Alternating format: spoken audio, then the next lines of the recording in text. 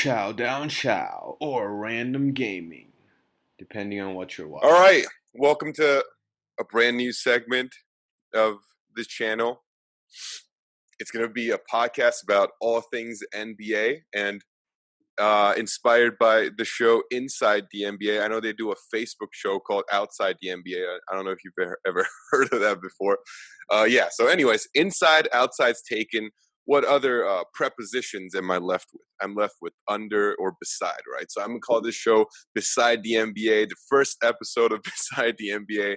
Joining me now is my boy, Yusuf. So say hi to everyone. Yep. Excited to join Derek, I guess, on the other side, You can be on one side and I'll be beside. Yep, you're beside the NBA. I know. Yeah. So this is going to be the least qualified people talking about. It's like the least qualified NBA podcast. Everyone who has a podcast about the NBA is going to be like an NBA journalist. Here we are, two people that enjoy watching the sport but have no real, expertise. So But we can keep it real because we don't have to exactly. offending anyone's feelings. Exactly. Getting banned from locker rooms. Exactly. Just like Ernie Johnson says, this is unsullied by sponsorship. Exactly. So nothing's gonna hurt. You're gonna hear it straight talk here. You don't want that political BS on ESPN. You come straight to Beside the NBA. All right. So we'll see how the reception is on this one. Hopefully, I like talking about the NBA, so hopefully we can make it like a regular thing. But so I actually prepared a prop. So in lieu of what just happened, so we're recording this at 8 p.m. Pacific time, so 11 Eastern time, and the game just ended, right? So give me 1 second. I got my Kobe jersey right here. All right, nice. We're repping the Lakers today. So let me I'll put this on. All right. I'm done. That's my prop for the day. Maybe the Mamba didn't show up, but the bald Mamba showed up at the end. Dude, Caruso. All right, they're making Kobe proud, man. Exactly. He'd be proud to see this team play, even though this team. By the way, you watched the game, right?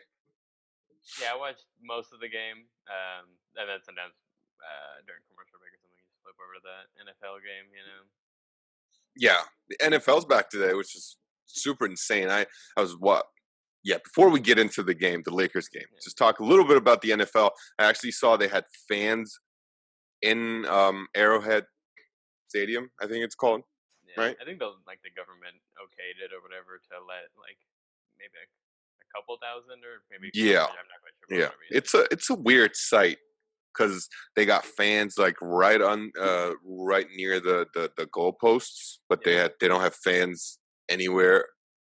And I think we all know how the game was going to end anyways. Like Kansas City was always going to win, so there's no real parity there. So I might not talk about. I had some fantasy guys, and that's kind of the main reason I watched. But gotcha, you got some fantasy guys. Who's your main dude on the two teams? I had Deshaun Watson. So up until recently, he was kind of stinking in that game, and then Kelsey. So Travis Kelce, the tight end. Yeah. So hang on. I have a little bit of an audio trouble. Is this like the Office fantasy? Yeah, apparently it's their first annual Office. Whoa, what is happening? Is that just me? Yeah, okay. Anyways, it's better now. Let's just keep going before it fucks up again. All right. Anyways, enough about the NFL. This is not about the NFL. This is Beside the NBA. We're going to talk all about the NBA. Today, there's only one. Okay. Dude, my audio's all messed up. You sure it's not coming from your end? It's coming from my end? I'm not hearing anything anyway. Okay. Pardon me. Anyways, yeah, there's only one game today because are you sure it's not coming from your end? Give me 1 second. All right. Hopefully the technical difficulties have stopped. So there's only one game today. That's what I wanted to say, because the Heat knocked out the Bucks. That was 2 days ago. So we only got one game. Lakers, Rockets. What were your thoughts on what happened? Um, it was like what was that one again? Game 2, right? Where they built up that huge lead. They were up by like 19. Thought it Yeah, was over, and then I guess obviously the Lakers played kind of silly towards the end. I mean, the big takeaway is like this is the third game now that the Rockets have shot over 40%, I think, from three, mm, and I think in the regular season the Rockets were 16-0, and now they're 16-3 because of the Lakers. I mean, like this was not the best Rockets performance you're gonna get. Lakers. The only reason the score was close is because at the end, right, all the turnovers and the nonsense the Lakers did at the end. But I think previous games the Lakers got the best. At this point, I mean, it could have been what 20, 30 points easy if James Harden didn't get all those free throws. yeah, So I mean, I don't know. I like because I've watched the Rockets a lot against Golden State, right? I'm sure you have as well. Like I don't know. I don't know what happens to them. Like they just get disinterested. Something happens. So like at this point, right, we're game 4, Lakers defense. Like James Harden took 11 shots. Like they're just taking Houston out of whatever they want to do. yep, I mean, like I think yep, it's basically 100% Laker defense, kind of just always rushing out to the three, rotating properly, yep, uh, and leaving the mid range open. But obviously, D'Antoni and Daryl Morey hate the mid range, right? Because it's yep. Yeah, I think so that's yeah. a very good point. I think what the Lakers are doing right now, essentially, like this is the Lakers we know, right? They've gotten this far because of their defense. Let's be quite frank. Um, they're actually like bottom 10th in the league in terms of 3-point shooting, and that hasn't gotten better since the playoffs.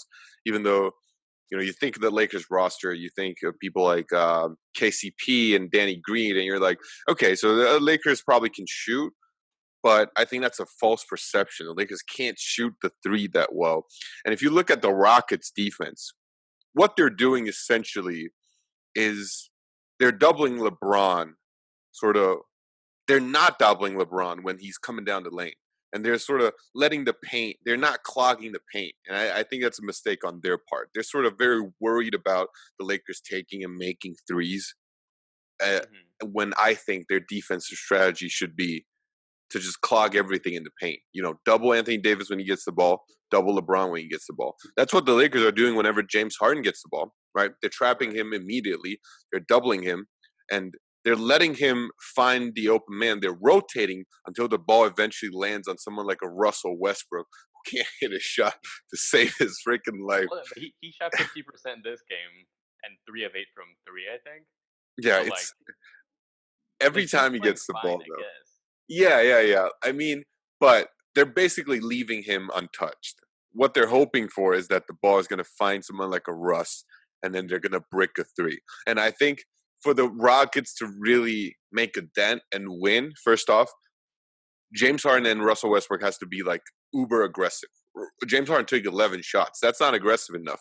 He has to attack the paint and then create opportunities and get to the free throw line, not by, silly Laker fouls, but like him actually attacking.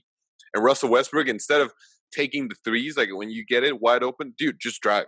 Drive and shoot like a floater or a 15-foot shot. Like that would make your team feel so much better, and your percentages will probably go like way higher. Build that confidence up, or just like get a head of steam and just go for the basket. Like I think that's what you got to do at this point. But to your point, the Lakers are playing really, really well in terms of the defensive end.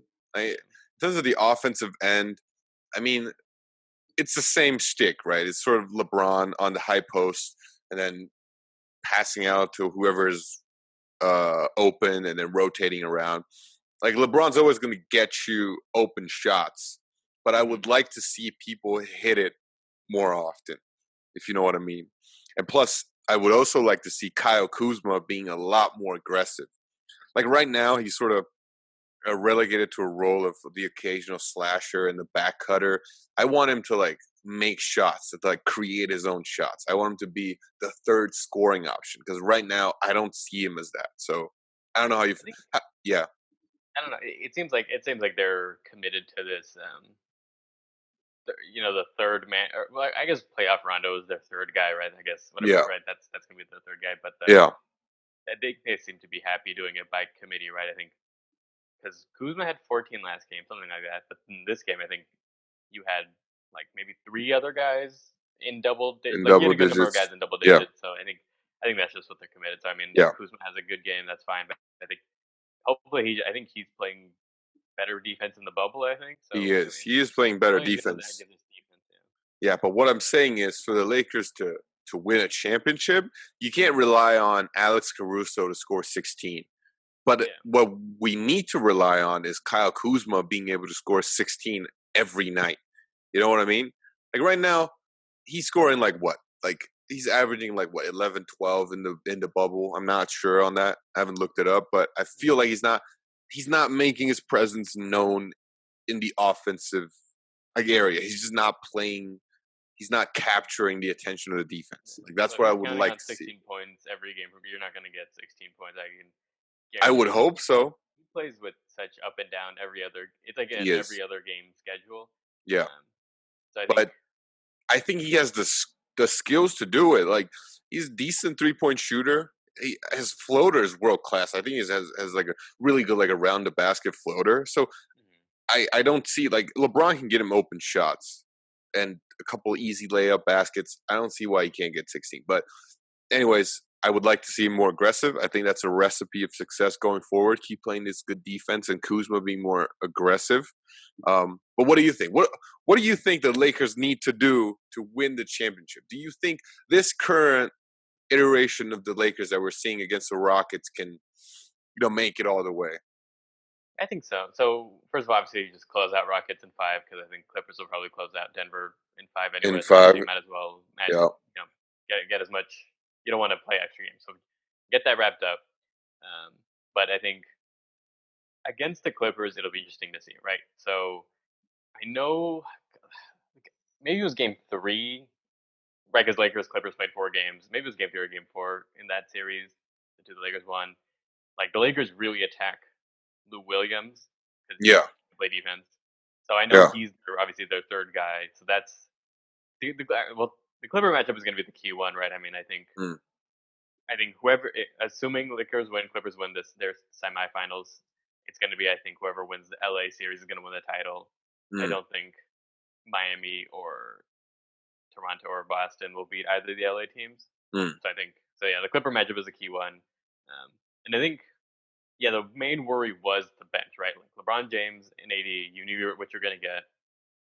I think playoff Rondo is back, so I think he'll definitely give you a boost, and he can play some good defense on Lou Williams as well. So I think that's key. So if you can get playoff Rondo every game, I think right because no, I don't think the Kuzma 16 points every game is going to happen. yeah, But if you can get playoff Rondo every game, so he gives you maybe like 10 points and whatever, a good number of assists. But then if you can get one other guy, two other guys, if LeBron's having or AD's having a meh night, give you double digit points and enough guys hit. So Lakers shoot, I don't know, maybe yeah, 38% from 3 even, like something, 36, 38. But I think that'll be enough. And I think, for the Clippers, like when I watch Denver play the Clippers, I get annoyed and frustrated that they aren't shutting down like Harold. Like why let Harold get all the dunks and stuff? Like he can't create offense for himself without dunks and stuff. Uh, if Kawhi Leonard's gonna beat you, that's fine, right? Like if Paul George is gonna beat you, that's fine. And honestly, he was in a lot of foul trouble. So like for the Lakers, shut down all the other guys, and I think like you'll be fine, right? That's what they're doing against the Rockets, right? Like double Harden, make him pass, and then obviously you're gonna try to have the other guys beat you, but you're basically shutting those guys down because they're not really scores with the Clippers because they kind of move the ball around a little bit more, so you don't really want to double team. I don't think that's quite as effective. Obviously, they'll have to devise a good defensive strategy, but I think for that series, it's definitely about shutting down all the extra guys, right? Like just make Harrell, make Lou Williams, Pat Bev, Shamit, all these guys, right? Because everyone always talks about how great the Clipper bench is and how deep they are, whatever. yeah, yeah, Morris, Zubaka is yeah, good name yeah, that he's getting, right? yeah, So yeah, take those guys out of the game, at the best that you can, right? Don't let them get the easy ones because then that like makes them all beat their chest and really play good defense. So, Yeah, I got a segment already for you to talk about your frustrations with the whole Clipper situation. We'll get into that a little bit later, but for me, I think this current iteration of the Lakers are not enough to beat the Clippers over a 7-game series. That is what I honestly think. Because, first of all, we're allowing Houston to get. I don't know if you're watching the game, but they're getting like good looks. You know what I mean? Like, even though we're trapping Harden, we're rotating, they're still getting like good looks. We're shutting down their drives, but their 3-point shooters are getting good looks. And if you give like Shamit or Lou Will, like they're gonna create offense and they're gonna drive, and then Kawhi, Paul George, they can all hit threes, right? So I think we got to do a better job of running them off the line. That's the first thing. And the second thing is everyone's always talking about how the Clippers are so good at defending the perimeter. They got Kawhi, Pat Bev, and Paul George, who are, whether you like them or not, 3 of the better perimeter defensive players we have. Some would say probably the best tandem in the NBA, right? So the argument is they shut down the perimeter players.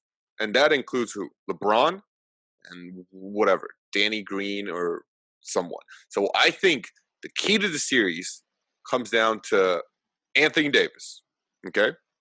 Because who will be guarding Anthony Davis? Montrez or Zubats? They don't have a prayer against him, right?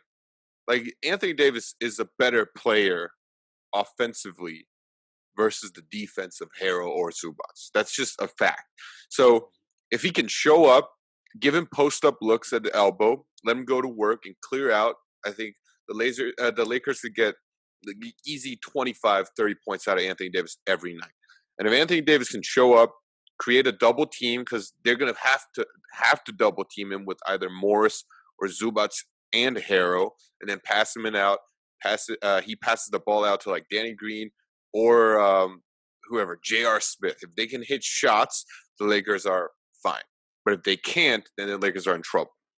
On the defensive end, we got to do a better job running the three. Offensive end, we got to get Anthony Davis going. I think that's the key to the Clippers series. But I agree with you that whoever wins the LA matchup is probably going to go on to win the finals. I think that's pretty obvious. Do you think there's anyone in the East that could legitimately give the winner of the rest a run for their money in the finals? I think Boston, especially if Gordon Hayward comes back, because it's just Kemba Walker's an all-star. Jason Tatum is, I don't know if he made the all-star team this year, but he's right all-star caliber. Oh yeah. Oh, he's definitely an all-star. Yeah. Yeah, so they're all like, you have obviously Hayward is a little bit. Kemba Walker, dude. Yeah, exactly right. So yeah, I think they have enough like scoring options. Miami is like, they're really good defensively, but they really have, I would say, mostly just Jimmy Butler. Yeah. As the main. Bam is good at like passing, and he's kind of a nice Swiss Army knife. But I think, like, with one core scoring option that Miami has in Jimmy Butler, he can, it's a little bit harder. So I think Boston would definitely be the main one to defeat. If Toronto Raptors face Kawhi Leonard, I'm sure Kawhi Leonard knows all the tricks in the bag to beat them, right? Because that was his team.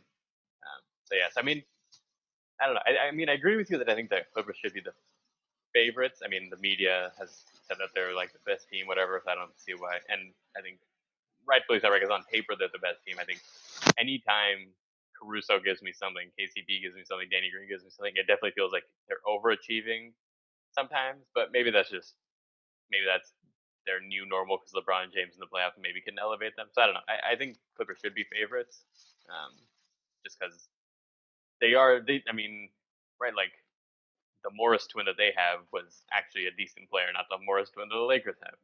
Reggie Jackson is a starter on a lot of teams before he got cut. So it's not like So I think they should be favorites, and I think it'll be this will be the series that we get to see, right? How great can LeBron really be, right? Yeah. Was he kind of holding something back in the regular season against the Clippers when Paul George and them played? So it'll be interesting. I think Yep. I don't disagree with a lot of what you're saying. I mean, Yep. it's interesting. Like, and I guess final like little thing on that at least. What'll be interesting is in the regular season, and I think you could probably agree to this too, right? Clippers always they go up and down, like Yep. the way Yep. that they play. They always Yep. like, but when they play the Lakers, it's like an extra gear that they kick into. Yep. So is it like It's do the Lakers playoff have that? intensity. I think the Clippers are showing right now that they're no joke. They're the Nuggets. I thought would be a tough test. Yeah, but Jamal They're Murray not. got taken out of the series. I think. Yeah. I mean, And that's because they're so good defensively on the perimeter. Like, but Luca was able to yeah, get his right. So I think, I honestly think they weren't treating the Mavs that seriously. maybe. I And mean, plus, like if you're comparing Luca with Jamal, I think when you're guarding Luca, you're sort of worried about him creating shots for others. yeah, That's what you're worried about. Jamal Murray, you're shutting down his offense. That's it. You keep him in front of you, contest his shots, he's out, right? He can't do a lot. He doesn't move well without the ball. He doesn't really create opportunities for others. So you shut him down, it's over. So what they're doing is, dude, they got Kawhi on Jamal, and if Jamal asks for a pick, they'll switch. They switch to Pat Bev or they switch to Paul George. Like it's so tough for Jamal to get anything going. So he needs to step up. Like this series shows that he's not ready. Like the 50-point Jamal is not ready to face truly elite defense or truly elite competition. He's not ready to carry the team yet. Like what we're seeing right now is Jokic like trying his best to carry the team on his back. All right. yeah.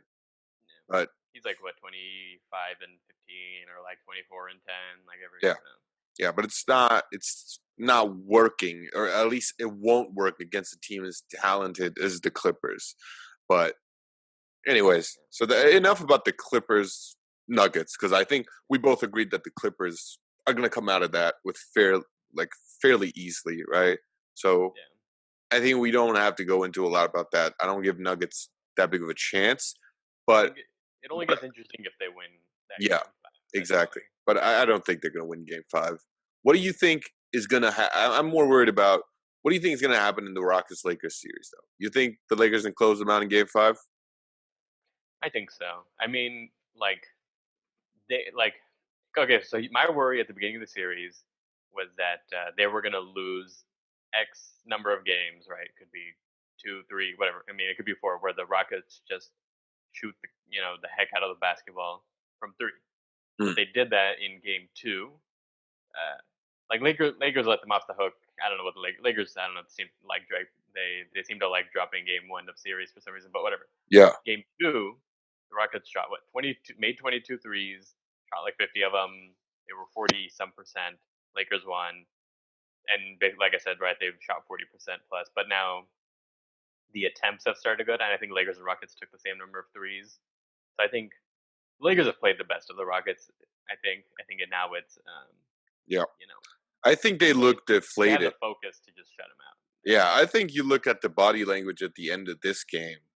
The Rockets they know they're like basically done. You know what I mean? Like you can kind of see from body language of like PJ Tucker, Russell Westbrook, especially James Harden. And the Rockets are not a resilient team. You think of the Rockets, you think of someone who's,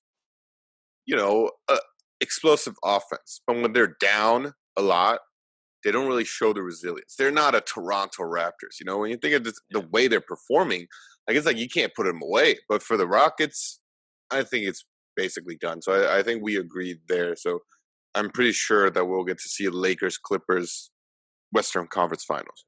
The hype And one everyone always wanted. oh yeah, I think that's going to be a great series, and I would love to do some sort of a breakdown once that series actually The get problem going. is I Yeah, get like a lot of anxiety watching the Lakers play because it's been a while yeah, yeah, since yeah, it's been good. So yeah. the Clippers one is gonna give me like so much anxiety, man. So, like Oh yeah, definitely. Like it's been a while since Lakers are they're like my favorite professional sports team.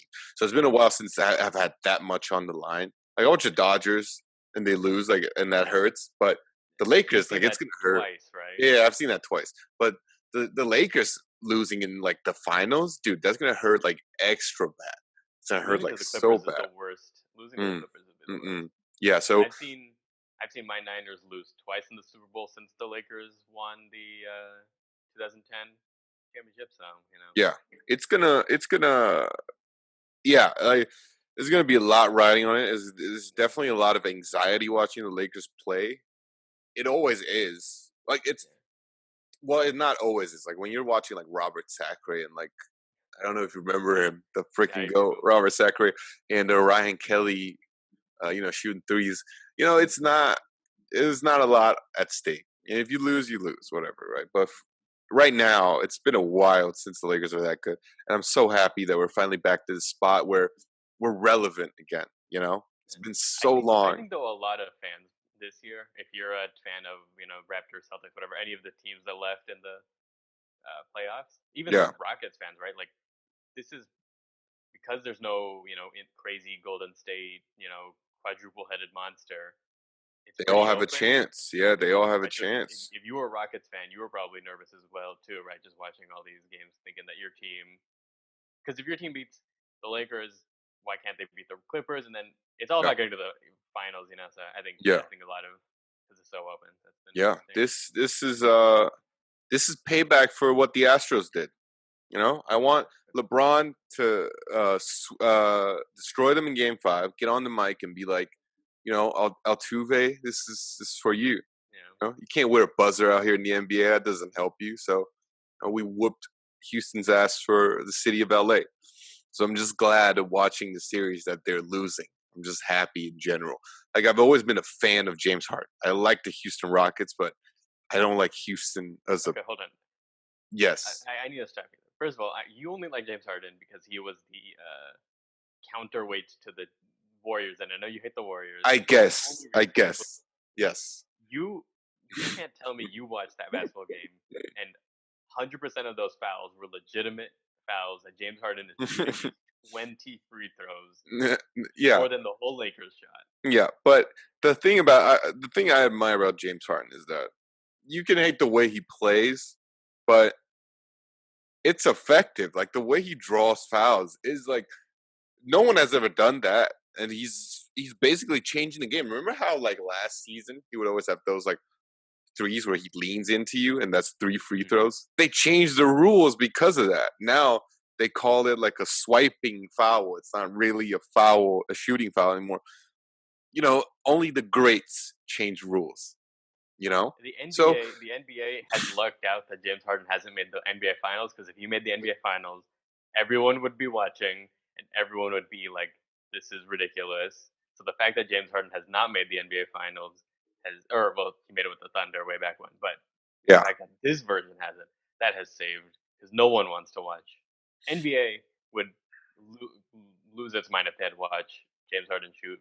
I think he averages like 18 free throws a game. So if they had to watch that, they would be annoyed. So it's real. that's why Plus, James it's Harden real wins. tough to like officiate him. It's already tough enough to officiate in the NBA. I think it's one of the toughest jobs out there. But when James Harden comes to play, man, it's hard, man. Like you can't tell. Like, okay, I guess some of those fouls weren't really like anything serious, but like there's contact, so you can't say they're not fouls. Anyways, Yeah. it got me worried a little bit. They do give him a lot of free throws, and he hits them. To his credit, like he's hitting them at like a 90% clip. So like he's making free throws. But I'm just glad they're losing, and I think the Lakers are going to come out. I think James Harden. I still firmly believe that James Harden is the best one-on-one scorer in our game today. Maybe Kevin Durant. Maybe Yeah, Kevin he's coming Durant. back healthy. Yeah, he's not gonna. Anyway, I think anything happens to your Achilles, there's no guarantees as to how you're gonna come back. So we'll wait and see. But James Harden, dude, the way he maneuvers, like that step back three, and like the way he draws fouls when he keeps his hands real low, and then he sort of swipes up for the contact. Like it's genius, right? But I like the yeah I find myself like yelling at the TV when the Lakers have they don't have both hands yeah. up because if you have one hand down, he's gonna hit it and the refs are gonna call a foul. So you got to keep both hands up all the time. Yep, it's verticality, man. You gotta keep the hands up. You gotta keep the hands up. Anyways, so Yeah, I think the Lakers are going to come out of that series. So we'll see what happens. Lakers, Clippers, and we'll break it down uh, some later date. But for now, I want to get into a little bit about the Eastern Conference Finals. Okay, so we got the Heat. They're already in there. Who do you think wins Raptors Celtics Game 7? I think the Celtics are gonna win just because. I mean, they are the better team. I feel like, right? Because when they win by a lot, and when they lose double overtime because Kyle Yeah, Lowry goes bonkers. yeah, Um, right, OG hit the half-second shot left. So I think the Celtics, I think, have shown that they are better. I mean, because they win by a lot more, and they have a lot more talented players at the top. I guess. I mean, they don't really run too deep. yeah. I think they should win. I think the game will be. It could get out of hand. If it gets out of hand, I mean, then I imagine it will just play out like all the other games where the Celtics kind of blew them out. But I Yeah. think if it stays close, then that's where the Raptors' greatest chance will be, just because they are the champs. So that's what it is. I think the Celtics really have to convince themselves, like, we gotta just end this from the Just beginning. yeah. We got to come out strong. That's the thing about the Celtics. If they come out packing a punch, I think Toronto is out. But if they let it get close and it's close to the fourth quarter, they've hit some big shots. They've hit some humongous shots. Like Kyle Lowry, OG Anunoby, freaking Norman Powell, Fred VanVleet. They are clutch. Like there's no doubt about that. Like if you let it get close to the fourth quarter, I see the Raptors winning. So I think it's a tale of two scenarios, right? If they come out strong, they put a 10-point, 15-point lead first quarter.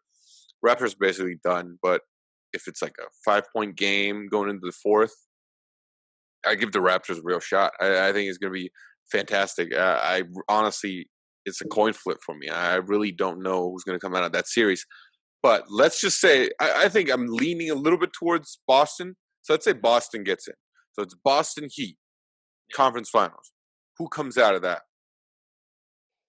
I'm not sure what the season series has looked like. I mean, I don't really follow Celtics Heat games, but Yeah,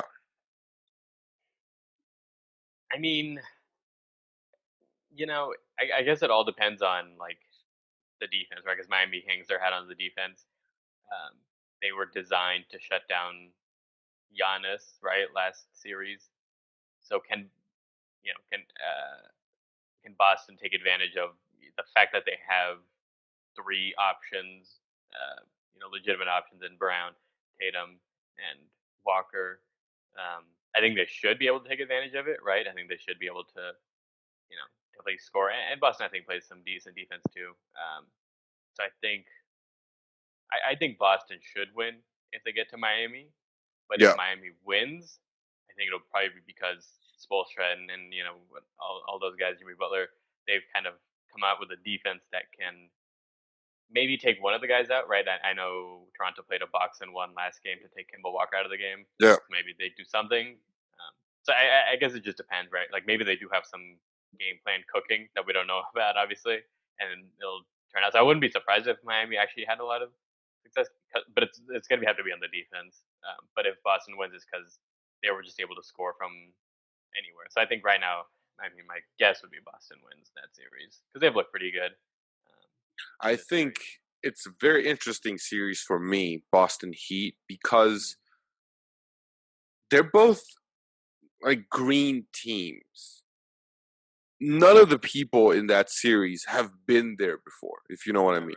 Yeah. None of the people in that series have been in the conference finals. None of the Udonis people in that Haslam. series, yeah, sure, but we're not talking about him, right? He's not No, the playing. Celtics made the Celtics. The Celtics made the conference finals. Remember, and the game seven Oh, against LeBron.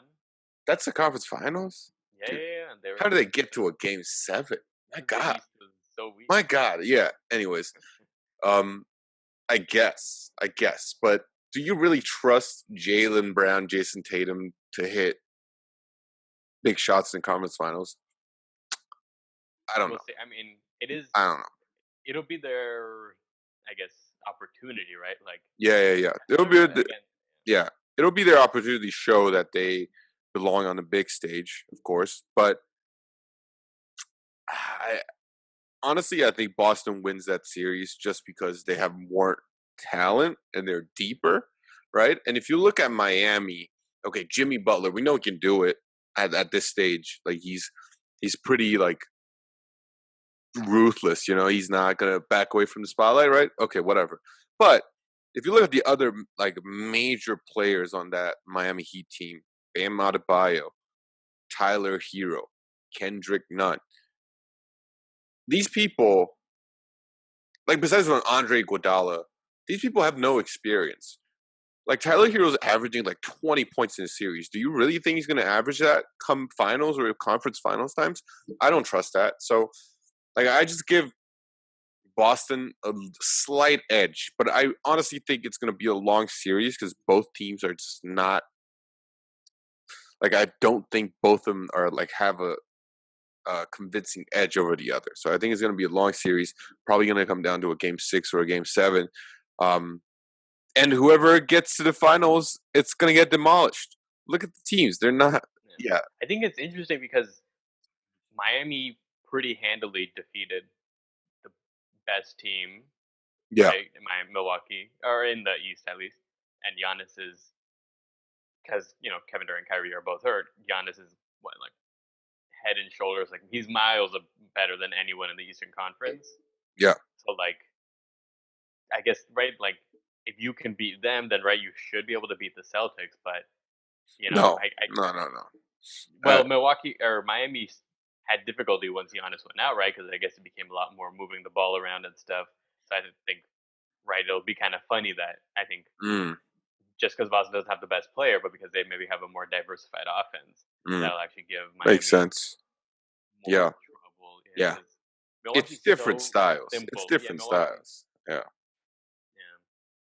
so, Yeah, like you said, Milwaukee with Giannis is one track, right?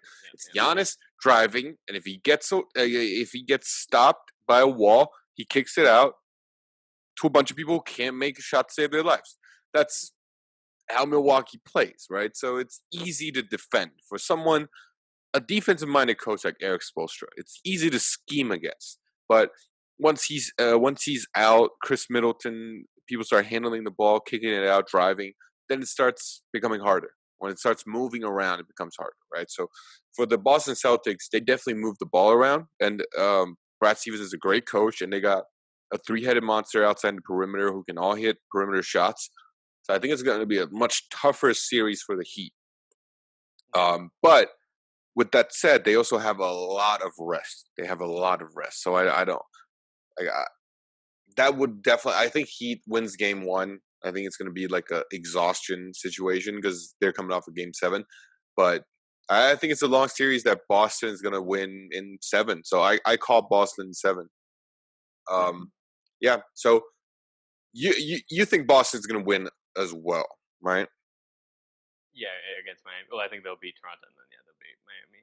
Okay. So let's say Boston versus whoever comes out of the West. So let's just make a prediction right now. What do you think the finals matchup is going to be? Mm-hmm. And within that matchup, who wins in how many games? Like, let's just call it right now so that all the viewers out there can go place their bets on your FanDuel sports books, which I'm craving for a sponsorship right now. But, let's just make our bets right now. So I'll give you mine first. Of course, I'm a Lakers homer, so I'm going to have to go with the Lakers. I'm going to go with Lakers Celtics, and boy, what a classic matchup. Kobe is going to be crying in his sleep, well, in his grave, I guess, at this point.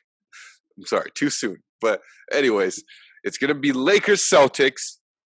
We're going to make Kobe proud. Lakers win in 6 games, and I don't think the series is that competitive. What do you think? With your best educated guess. There's no bias. Okay, if the Clippers gonna win the series, you think then the Clippers get to the finals. Yeah, I think the Lakers. Yeah, I think the Lakers will beat the Clippers in 6 or 7 games. Okay. And then so if they play Boston, I think I could see it 6. I think we'll really get to see a like if it went 5, I wouldn't even be surprised in the sense that like you have LeBron James who has been to what well, that would be his ninth NBA Finals against the first-time Celtics team where Jalen Brown is their best, or Tatum is one of Jason their best Tatum, players. yeah. He's the best player, but like, where is he relative to a lot of NBA players, right? So like, I think like if there was a place for some kind of experience gap to show and top end talent disparity to show, Yeah. I think that's where it Yeah. would be. Like if Jason Tatum gets into the finals, it's gonna be like, I don't know if you remember, like 2007 when LeBron first got into the finals. I think this is basically like that situation. So back then, LeBron got into the finals the first time. They beat a really good Magic team. They got to the finals with a clutch performance by LeBron. Whatever, Jason Tatum is probably going to show up clutch in the conference finals, gets into the finals. But then what they're going to run into is an experienced Lakers team. Back then, LeBron ran into an experienced Spurs team with Tim Duncan, with Tony Parker, with Manu Ginobili. Same thing's going to happen in the Celtics. They're going to get into the finals. They're going to see standing across from them a very experienced, championship-ready, championship-level team. And I'm giving them 6 games because I give them respect. But in all honesty, I wouldn't be surprised to see either a sweep or in 5, like you said. So back then, LeBron got swept. So I think that might happen again. But hey, And I mean, if it was Clippers, I could see 4 or 5 games too, right? Where the Clippers, yep, especially because you have Paul George and Kawhi Leonard who can match up on. yeah. I mean, the Paul George Clippers trash, have the perfect by team the way. for Boston, right? Because you have Pat Bev on Kemba, and then you have Kawhi and Paul George. Yep, So I think the Clippers would have an even easier chance than the Lakers would against the Celtics, just because the matchups, right? yeah. And what do you think make of this whole like playoff P situation? Like, do you think he's got it back? Like, what's happening? I don't think What he didn't have happened? a good game last game, right? He had an okay He got game. into he got into foul trouble a little bit, so Yeah, I don't know. I mean, I think the whole team is probably better than anything he's had. Right, the Indiana teams were fine, but I mean, he was the best player on that Indiana team. yeah. Uh, even in Oklahoma City, right? I mean, he was what, top He three was the best MVP player. voting. Yeah, Yeah, he he was was the top three best player on MVP that team. voting. And Russell Westbrook, I mean, come on. Even if he's a he gets all your stats. He's not really that actually effective. I feel like in the playoffs. So I think this is a good. He doesn't have a lot of pressure on him, but I think I don't know, like it seems like Anthony Davis, right? Because it's kind of like we compare in a weird way, right? Anthony Davis to Paul George, right? Because they're both kind of not being carried, but like Kawhi The Leonard is the champion. second, yeah, the Yeah, Kawhi second Leonard's the champion fiddle guy who's person. showing Paul George. Yeah, LeBron yeah, James yeah. is the champion. So I guess, and Anthony Davis has shown up pretty consistent, except for that game 1 against Portland, where I don't know, that was a nonsense game. But Yeah. um, yeah, I don't know. And like I know Paul George plays good defense and everything like that, but they do leave a lot of the defense To to Morris Kawhi, or Pat Bev and Morris, stuff. yeah. I think Paul George to me is a perennial All Star, but he's been in that situation. Like he's always been floating around that conference finals semi like level, right? Indiana, then the Thunder, now the Clippers, right? He's always been around there. I've I don't recall him being like truly transcendent when his team needs him the most. Now, in this situation, maybe that doesn't play as big as a factor because he has Kawhi, who can be that person, right? So Paul George doesn't have to hit that game winner. You know what I mean? Because I don't think he can. So I think he's going to be consistent. I think he's probably going to give you like 20 points, but I honestly don't think he's going to be like that big of a force in the upcoming series. I think he's going to be a good player. What'll be interesting is like I don't know, maybe you can correct me if I'm wrong, but I'm pretty sure a lot of his good games. So in the Mavericks series, he didn't really have any. Yeah, He had like what, three really terrible games, and then he had he's one good game. garbage But there. a lot of his good games seem to come when they're like blowing the team out of the water. That's what I'm saying. So what's gonna happen when the games are tighter, right? Like, exactly. So So he's one of those players who's like really good, but when you need him the most, he's not gonna be better than he was, right? But Kawhi can be, so maybe he doesn't have to be. So I don't think Paul George takes him out of the series. He's just sort of he's a good player. He's not great. That's my I think point. Lou Williams is more reliable down the Yeah, stretch post game, but he's a crazy defensive liability. So yeah, like, but that's not knock on Paul George, right? Like, some people are just not that way. Like LeBron wasn't that way. He had to like learn through like losing in the finals again and again and again to like get there. So Paul George might get there someday, but I don't think he's gonna be like, oh, clutch playoff P in the conference finals. I just don't think that's happening. And he has like situations where he just gets taken out of the game because he gets too many fouls, and then he's just out of his rhythm. So it seems like there are ways to demotivate him. So yeah, like who gave him the nickname Playoff P, anyways? He did. Like, when did we see Playoff P? Back in the Thunder when they got eliminated in the first round? Come on, Paul George, you're not playoff anything. I think he said it like maybe before even the playoffs started when he was in Oklahoma City, and he gave it to him, and then ever since he actually hasn't been anything special. So. Dude, playoff P. What does the P stand for? Poop? Paul, yeah. I know it stands for Paul. I'm just saying you're not that good in the playoffs. Anyways, you don't see like you truly great players don't need to give themselves playoff nicknames. Okay. Zero dark. What is it? Zero dark 30. 30. Yeah. That's my boy LeBron. Yeah, like yeah, I'm so hyped for that Clipper series. Anyways, so okay, I think we basically covered who wins. We both think the Lakers are going to make the finals versus the Celtics in either 5 or 6 games. They're going to finish them off. Okay, so now it's your time to rant about NBA commentary. I know you have a lot of problems with the way the commentary team commentates the Clippers games, and I'm sure like we're both a little bit biased on this situation, but articulate what's your problem. I mean, I like I had told you guys, right? Like, yeah, it's. First of all, I don't know why they do this. Yeah, that's one thing. But the second thing is like they make it like, all right, if you're talking great about Kawhi Leonard, if you're talking about how great Paul George is, fine. But like, I don't understand how like Zubac is Zubaka, how he's like some pivotal piece to that team. The dude fouled out against Jokic. Like he can't guard anyone.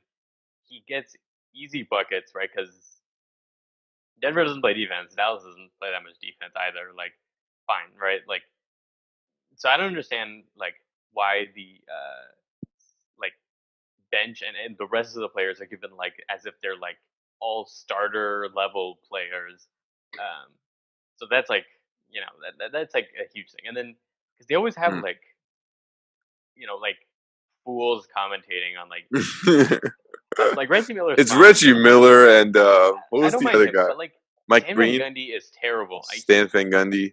Okay, not even the Clipper game. He was talking about like, oh, I can't believe that the Rockets haven't re-signed Mike D'Antoni. You know, he's such a great coach. They're always winning games, and I'm like, no one cares about that. Like, the Rockets cannot win in the playoffs because Mike D'Antoni doesn't do anything for adjustments, right? Yeah. Defensive championships. We know why he doesn't have an extension. You know, like I don't know. Some of these guys like are always talking about like nonsense stuff. Yeah, I think Stan and Steve, they're there for their personalities. You know, like they're fun to listen to. But in terms of the commentary team, once you pointed it out, it's sort of hard to not notice it. Like if you look at the Lakers games, you don't really hear Mike Breen talking about, JaVale McGee is a whatever, right? But now all of a sudden, Ivica Zubac hits a dunk, and all of a sudden it's Zubaka, right? It's fucking Harrow is so we love the energy he brings to the table. They never say that about anyone on the Lakers. You know, it's Kawhi Leonard gets a rebound, and like Mike Breen is like, oh my goodness, the claw snatching it out of the sky, and I'm like, bro, it's just a rebound. Like I've seen LeBron 80. I've seen anyone, any NBA player. Yes, they go up and rebound the basketball. Like I don't understand Like, what on earth? Maybe it's because right they all think that the Clippers are going to win the title, right? Because it's the favorite, right, to win the whole title. So maybe they just are overplaying it in their heads. But honestly, I don't even remember the Warriors. Like, no one who's like a random player on the Warriors, right? Like, I don't know, like Festus Ezeli way back when, or I don't know. You don't. I can't even think like those guys were getting like how important these guys are They for the weren't. team. They weren't. It's just weird. Like it is kind of weird. I get their infatuation with Kawhi. Like that's totally Yeah, justifiable because that's he's what I'm saying. amazing, right? Whatever. Paul George, sure, but dude, don't act like my Montrezl Harrell is a world beater. Come on, How come did on. he win six, man?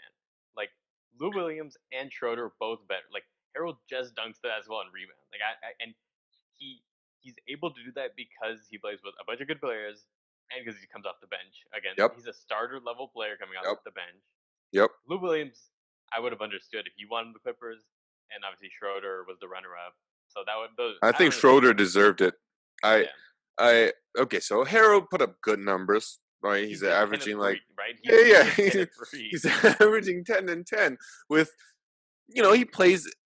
he plays hard and he has like decent defense. He's not large enough that he can't move in the perimeter, so he can switch. So like he has good utility on the defensive end. But the thing about Harrow is this is what kind of bugs me about him is that all of a sudden the narrative changed. All of a sudden it became, oh, he's so good. The intensity, right? He's playing with toughness and he's rebounding machine. He's shot blocking machine. But if you go back to the way he played on the Houston Rockets, which is the same exact way he plays now on the Clippers, I don't think he's progressed that much, right? He's not a Back in the skill day, player. He's just a energy exactly. player, like He's you're an saying. energy player. Like back in the Houston Rockets, I don't know if you remember there was a playoff run when Kenneth Reed like actually was on the Rockets and he sort of stole Harrell's job. I think they're both on the same team at that time.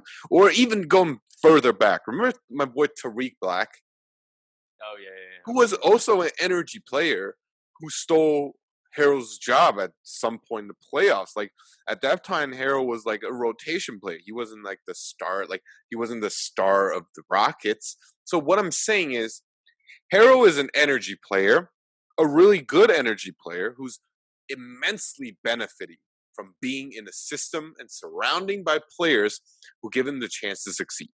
You put Harrell on, let's say the Denver Nuggets. He's not doing anything. He's not Yeah. doing anything. He's benefiting from a system. So I guess you could give him $6 million a year because there's a lot of players who benefit from systems who do great things and then history proves them wrong. Like they're not actually great players. So this is what I Yeah. see for Harrell. I don't know what his contract situation is. He's probably got a couple years left with the Clippers. But once his contract runs out, someone's going to come along, give him a big boatload of money, like the freaking Chicago Bulls or some shit. He's going to go to the Bulls and he's going to suck ass, right? It's like Dikembe. It's not Dikembe. My bad. Who was the guy who got the fattest contract? Who only blocked shots? Who had like one good season? The Like Hassan bald dude. Whiteside. No, no, no, no, Hassan no. Whiteside. He used to play on the Magic. He used to play on the Magic. Um, Lewis. Rashard Lewis. no, no, no, no, dude. It was like recently. Hang on, hang on. I think he plays. He still plays on the Magic. He got a really big contract with the Vucevic. Magics. No, no, no. He's black. Gordon. Um, Aaron Gordon. he's a shot blocker. That's all he does. Come on, dude. I haven't Uh, watched some of those Magic games. I'm trying to think. so I guess it's not on the Magic. He used to be on the Magic, dude. Okay. Well, he was bald. He was black. Doesn't help. He's out of Africa, so he has like a weird name. Um, come What's the on. taco fall? I don't know. No, no, no, no, no, no. Dude. Okay, it's all escaping me. But what I'm basically saying is, he's like that guy. He's good. He's not a starter. I don't think he's a starter level player. I mean, Lou Exactly. Williams and Schroeder are actually starter level players. Lamar Odom, when he won 6 minutes, I mean, he's an actual starter. So I don't know. Whatever. I mean, if Harold wants to win it, that's fine. But like the Denver Nuggets just foul him a ton too, so that's why Yeah. he pumped up. So Yeah, so that's what I'm saying. He's basically like the guy I'm talking about. He's good in the system. He does his job well, but is he transcendent like the announcers are making him out to be? and I feel like the announcers aren't always honest with us in the sense that like Yeah. the Clippers have like everyone's like, oh, Clippers hitting their stride, but like the okay, what the Lakers have faced versus what the Clippers have faced is two very different things, right? The Clippers got Luka Doncic in his first ever playoff series, and Kristaps Porzingis played half of the series, right? Because he got ejected in one of the games, and he hurt himself for the rest of the two games, right? At the end, Yeah. and Luka Yeah. Doncic basically torched them, uh, and took it to 6 games, whatever. But it was his first series. Mavericks are a pretty young team, whatever. Denver, same thing, young team, and they played no defense. I mean, Utah dug them. They were up 3-1 or down 1-3 against Utah, and everyone. So when the Clippers play well, everyone is like, oh, they're hitting the stride. They look amazing. Look at all, they held Denver to so few points. Explosive offense. But it's like, yeah, they're explosive in the play or regular season, but in the playoffs, like Jokic is Mm. the only guy who can score. So like, I Yeah. think they're like, I guess maybe they're just not supposed to say that teams suck because I not that guess. like Lakers would also be having. I mean, when Lakers played, not in the bubble against the Denver Nuggets because the Lakers didn't care about that game, but in the regular season, Anthony Davis does really well against the Nuggets. So it's like the Denver team, it's just too young. Like, they're easy to beat, and the Lakers have played Portland, which everyone was like, oh, the greatest 8th seed in history, and then obviously the Rockets. A lot of people like the Rockets to beat the Lakers because they thought it was a mismatch. And James Harden and Russell Westbrook are two former MVPs who have both been to the NBA Finals. So it's like, obviously when they were young, but still they Yeah. made it there. So it's like, obviously the Lakers might not always look as good because the Rockets are an actually legitimate team. And the Denver Nuggets, they lost in the semis last year in 7 games to Portland. So I Yeah. think that's a little dishonesty when they kind of like are talking about how great the Clippers look, or like Yeah. But look at sometimes it's Harold just go. sometimes it's just to drum up like excitement. I guess Yeah. it's just being dramatic.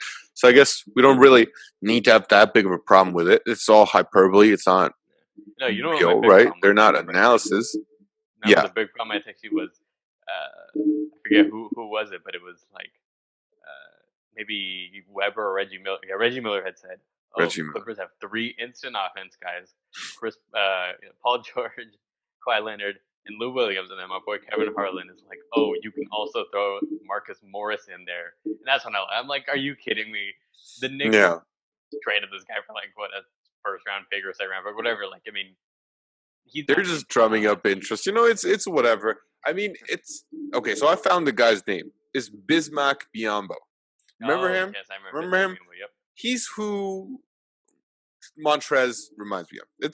He's an energy player, shot blocker, plays well for like a couple seasons, gets a big contract, and fades out of the limelight. He's a player benefiting from a system. So with the announcers, the only problem I had was the whole Zubaka thing. Zubaka. Okay, so first of all, let's dissect this. Where did so is it supposed to be a nod to Serge Ibaka? No, no, no. Like Chewbacca from Star Wars. Oh, Like does he look Chewbacca. like Chewbacca? No, I it's guess just a some little bit. dumb nickname. That's what I was telling you. Yeah, so okay, he made a dunk. And then how does And that it was have an anything and one dunker and one layup or okay. something. Yeah. How does that have anything to do with Chewbacca? Chewbacca's not a great basketball player. Like the nickname had no sense. It's a dumb thing to yell. Like King Exactly. James. Okay, he's the king of basketball. Whatever, it makes sense, right? Oh, the claw, like his defense, right? Chewbacca has nothing to do with basketball. It's dumb. That's what I'm And saying. I took the liberty of looking up Montrezl Harrell's playoff stats in terms of blocks. Guess who? He's first of all, he's 37, and all the players participating in the playoffs. So he's not Yeah, he's playing like good 6'8" or defense. something. Exactly. That's first of all.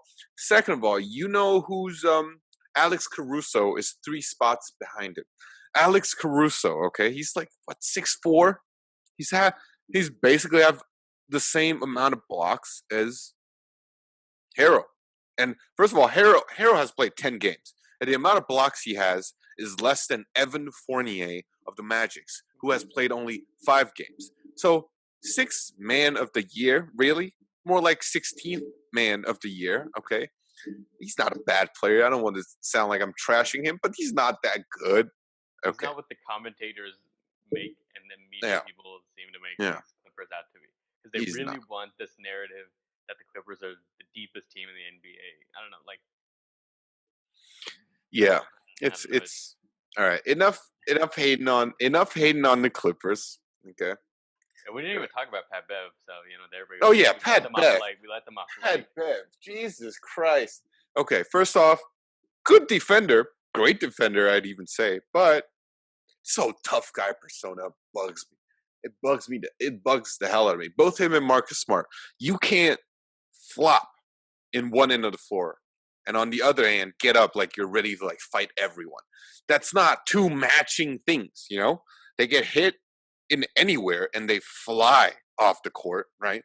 That's not tough. That's called pretending, and you're acting to get a foul. That's soft as hell. On the other hand, you're acting all tough. You're yelling, first team all defense. You're finger wagging. That's not two matching personas. If you're tough, you wouldn't flop, right?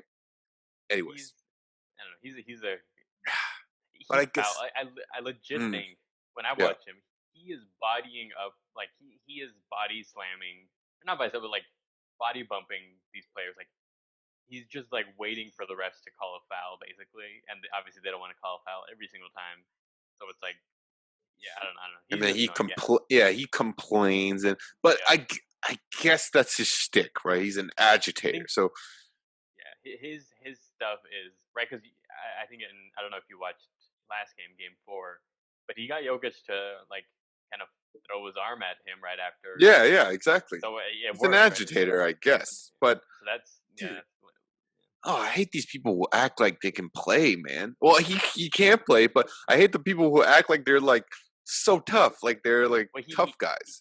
he's shouting behind the Paul George Kawhi Leonard barrier or whatever, right? Because Yeah, they're the yeah. ones carrying the team. That's what I'm saying. Like it's like going to a park and seeing a guy who's playing on a really good team who can't, well, okay, who hit like 2 threes, and then all of a sudden he's yelling at you. I was like, come on, what are you doing? You're not that good. But anyways, it works for him. Whatever. He's got a good contract. He's making money, so let's not hate on the dude.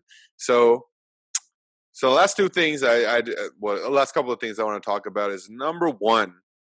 Where do you think Giannis goes? Does he stay on the Bucks? Where do the Bucks go from here? And second, CP3 is same thing with the Thunder. What did the Thunder do from now on? So Yeah. So I guess what the Yahoo thing was, or Giannis said that he wasn't going to ask for a trade. So yeah, I mean, he doesn't have to ask for a trade if he turns down the supermax. But we'll see what he does because I've heard like some people say that maybe he should take a shorter contract, right? I think do a 3-year deal so that way he can get the 10-year or whatever limit to get a like the Steph Curry type deal, right? I think if he yeah, wishes to enter the service. So we'll see. I think he's not going to go for the full money yeah. just to put pressure on the team because he's already seen them be cheap and stingy and get rid of Malcolm Malcolm Brogdon. Brogdon. Yep. And Malcolm Brogdon is not okay. He's not like going to save the world, but like He's a good player though. 50, 40, 90 guy. Yeah. He was pretty decent in Indiana, and he could only be better if he was the third guy in Milwaukee. Yep. So, like it's not a good sign that like you have the MVP. Like fine, you underachieved, but now you want to get worse as a team overall. Like they didn't do anything to get better this year, so you know, I don't think the team has been very like encouraging, right? Like in terms of like trying to make moves, doing this. I don't know. Maybe they're waiting around. I don't know, but like it's kind of like it's a little bit better than LeBron in Cleveland, right? Because at least he has Middleton. But I mean that Cavs team did nothing to like show favor to Giannis. I think like would I like to see Giannis leave or stay? I think I don't know. I mean, the only place he would get traded to is Golden State, I think, because they're the only team that actually has the assets to trade him, and they're a good enough team to actually get him to stay. Yeah. But I think he strikes me as a guy who's gonna stick it out with his current team. So I think he's Yeah. gonna go with shorter contracts. And Yeah. yeah, I guess to tie into that. Well, I guess I'll let you go and then you can. Yeah. I feel like that's their assessment. I think Giannis strikes me as the kind of dude who would be willing to give Milwaukee like another crack at it. So I think after his current contract runs out, he'll probably give Milwaukee like a 2-year deal, 3-year deal, like similar like LeBron did second time in Cleveland, with like maybe an opt out clause at the second year. But yeah, so I see Giannis staying with the Bucks. What do you think? Do you If think he, it's yeah, like? Do you think it's he just needs to get better? Like he needs to learn to shoot, whatever, all this stuff. Like he mm, needs to be the, Kevin Durant, the Michael Jordan, whatever. He needs to be the greatest, that he can be, or is it like Mike Budenholzer's not doing enough? The GM is I think betting too much talent. Like what do you think is going I on think here? he needs to learn how to shoot. Definitely, I think that would make just everything so much easier, so much easier. But I also don't think they have surrounded him with the best team. I think it's sort of 50-50 on both sides. Like if Giannis learns how to shoot, their current team is enough to carry them to a conference finals at least, right? But then they got like almost swept by Miami, because I don't think they have the right roster. Like first of all, Chris Middleton is Chris Middleton. Like he can create his own shot, kinda, right? And you can hit open threes. But Eric Bledsoe, right? Really? Like Eric Bledsoe, like he can't do anything that well, right? Right. Like And he plays defense. you know what trade I heard this the other day. What trade really makes sense and I think can really really make Milwaukee good? Chris Paul. Get Chris Paul from the Thunder. Um, I think that makes Milwaukee like a legitimate championship team because he can run the offense. Now, all Giannis needs to do is rebound and block shots and cut.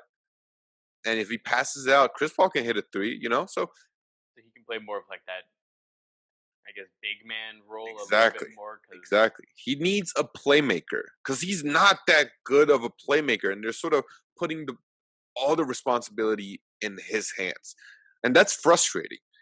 Like, have you ever been like the best guy on a team at the park? Like if everyone just looks at you, gives you the ball, it sort of wears on you. It's very tiring. So maybe like he can go to the bench. Chris Paul can run the offense a little while, run the fluid offense, and then comes in, give the ball back to Giannis. Chris Paul becomes a stationary shooter. Like all of these different things could work. They need a playmaker. I don't know why they didn't do that this offseason.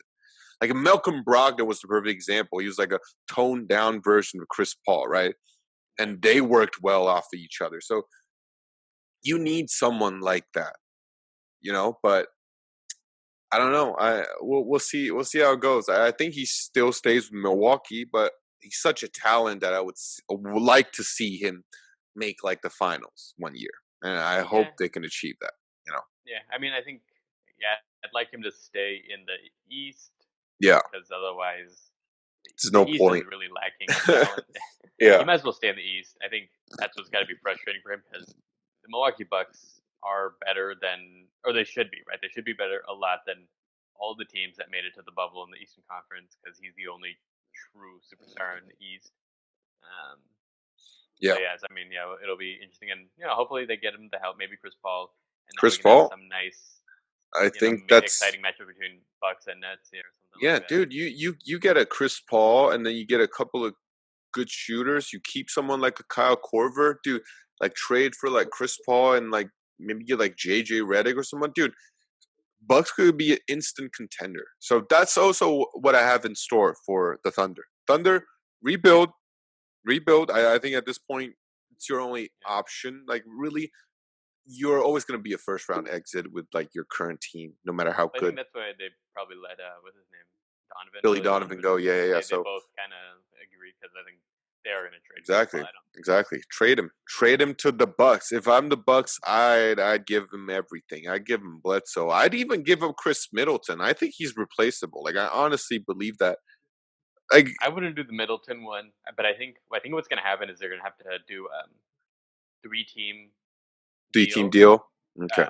That way, or maybe like they're gonna have to basically trade like a Bledsoe Everyone.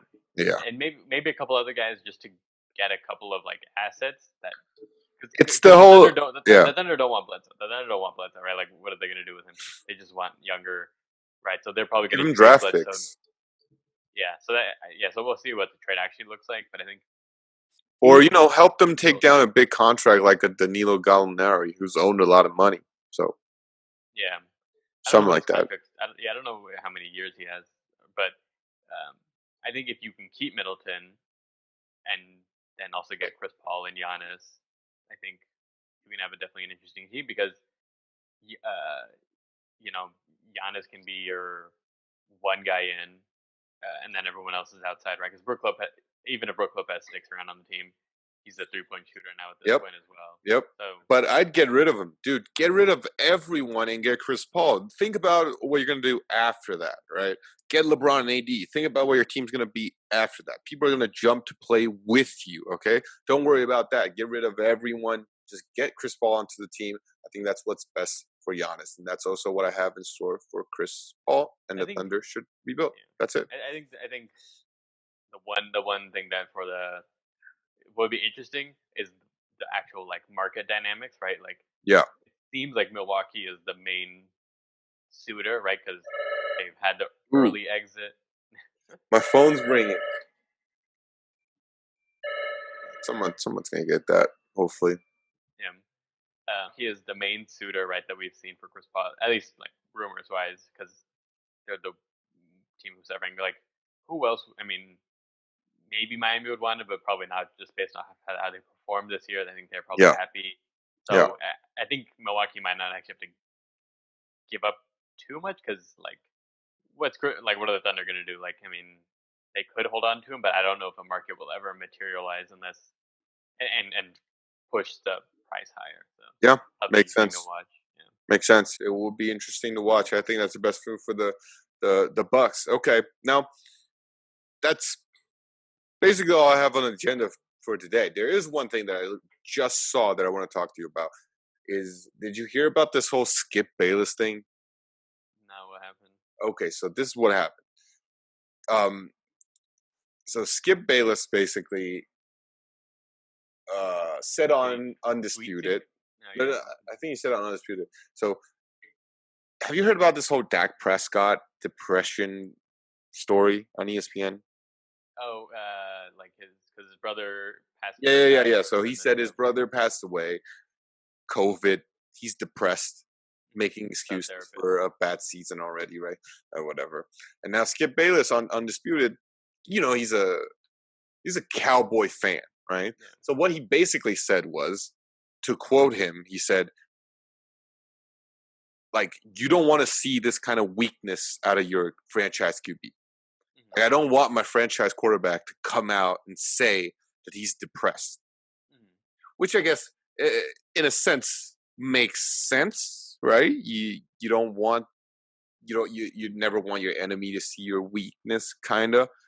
But then, of course, the backlash, right? And you can't, in these times, you can't say anything like that, right? So everyone on Twitter is now calling for him to get fired.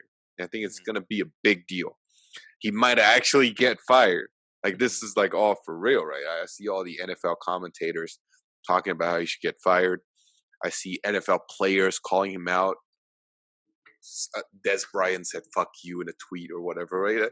It's becoming a thing. Now, in my opinion,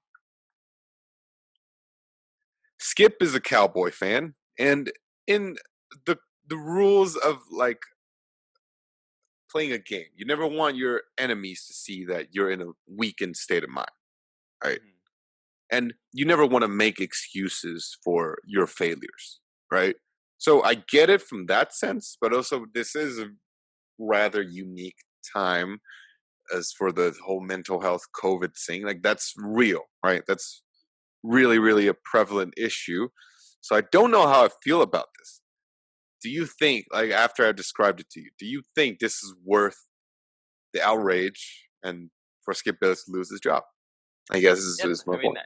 like I didn't see the clip or anything, but I mean, based off what you said, I mean, I don't know if he should lose his job. I mean, I He should definitely apologize. I think it's yeah, insensitive, right? I I guess. think he's taking like a what like a 19 like a Yeah, like 2000s a or 1990s and traditional. beyond Yeah, viewpoint from it, but it's like I don't even think like other players see it that way. I mean, like even if they are your enemies, I guess like they are really like the I mean, from what brotherhood I've kind of. heard, yeah, they are a brotherhood, right? Like Yeah, I think players like get upset if you're actually like trying to hurt another player, right? You're always in yeah, the opposing team also kneeling when someone gets hurt. So I don't think yeah.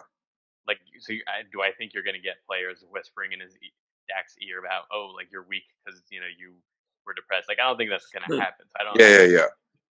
and in fact, because I don't think the NFL players are like that. I mean, maybe you'll get like one clown to do it, but he's like some guy who is irrelevant, maybe, right? Yeah. So, So um, I think because it is insensitive, but like I've heard more outrageous things. You know? yeah, I like it's not a. I guess just I get like again he's coming from like a super outdated Yeah. like viewpoint from it, and like He's it's an just like old dude. So, yeah he is you he's like know, 68 or something. I don't know. He's kind exactly. of old. He is old. So So, yeah, and I mean and like maybe he even thinks like the depression can be one like his idea of what it is like you know different than yeah. what it is for in reality. So yeah, so I don't Yeah. know. It's It is whatever. It'll blow over. Skip is going to land on his feet as he always is. Entertaining guy. Still, the golden age of first take was back when he and Stephen A. every morning with my girl Karen Bryant. Is it Karen Bryant? Is that her name? Hang on, Carrie Champion. yeah, Kerry That's her Champion. name. Yeah, those were the days, man. He was a Those were Laker the fan. days. Yep, those were the days. It will never be the same again. It will never be the same again. The new version of First Take is not as good. Undisputed is, I hate to say it, I but like Shannon. I garbage. like Shannon Really? because He Skip can't. He can't make a point, man. He's not a good debater. but Skip annoys me with his insane Cowboy LeBron hate had LeBron and hate. then his insane like Clipper devotion. I mean, he's only a Clipper fan because the Clippers are the Lakers' enemies this year, right? Yeah. He's actually usually pretty honest about the Cowboys and the Spurs, um, but like he hates LeBron so much that He he does. becomes delusional for the Clippers. Yeah. So that I guess that's why I like Shannon because he is at He's least willing to say he's a like, all right, LeBron fan. He's a massive LeBron fan. he It's is. yeah. But yeah, Anyways, that's it. Yeah, that's the the only golden thing. era though. The golden era was back in the day with Stephen A. It was like 4 years ago, and that was like just golden. Every morning it was first take. Okay. Anyways, but yeah, those basically my agenda. So that was basically all I wanted to talk about. I mean, once we all hope the Lakers would win and the Clippers would win. So before that series starts, we can break it all down. We'll see how this does decide the NBA episode one. I guess Yeah, you so know. I guess everything could be done by Saturday night, right? Because we obviously Game 7 tomorrow. Then I we don't think it assume will be. I don't think it will be, but you yeah, don't think the Clippers, Lakers, and are gonna win. I think they're gonna win. But I think one of the teams are gonna not gonna win in five. Like one of them is gonna be a yeah. Someone's gonna extend the Better be series. Denver. Better be Denver. Yeah, hopefully, but we'll see how it goes, and I'll let you know once the podcast is up. Um, yeah. Beside the NBA, I put a little theme song before it, dun, dun, dun, dun, dun, dun, dun, dun. And Exactly. yeah, and then the Be demonetized TNT. forever. Yeah, exactly. TNT is gonna sue me, but Yeah. yeah, we'll see. But all right, thank you for coming on, and Thanks for any having me on. parting words for the people out there? Go Lakers. Go Lakers! Yeah, I think Go Lakers! it's been Yep. good. I think the bubble's been good.